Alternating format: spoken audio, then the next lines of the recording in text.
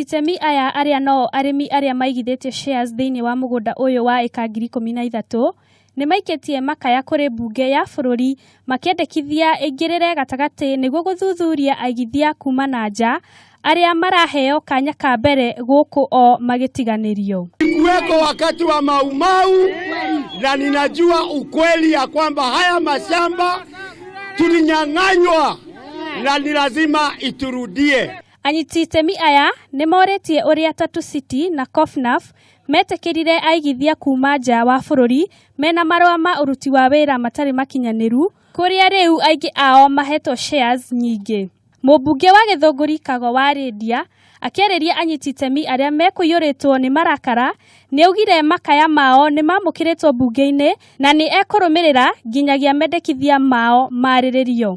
Kago nĩ augĩte atĩ nĩ ũru kũrĩ aigithia a gũkũ kumwo kanya ka mbere ona thengia wao kũigithia mbeca manogeire thĩinĩ wa tabarĩra ĩyo na kuheo aigithia kuma na nja. Na kwa sababu nimeona hiyo petition iko parliament, mimi nataka kusema hivi, kwa sababu serikali yetu ikiongozwa na Mheshimiwa Uhuru Kenyatta ni serikali ya haki.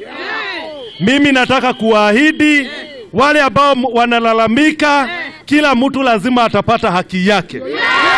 Lakini hatuwezi kuwa sisi tutakuwa slaves kwa miaka nenda miaka rudi.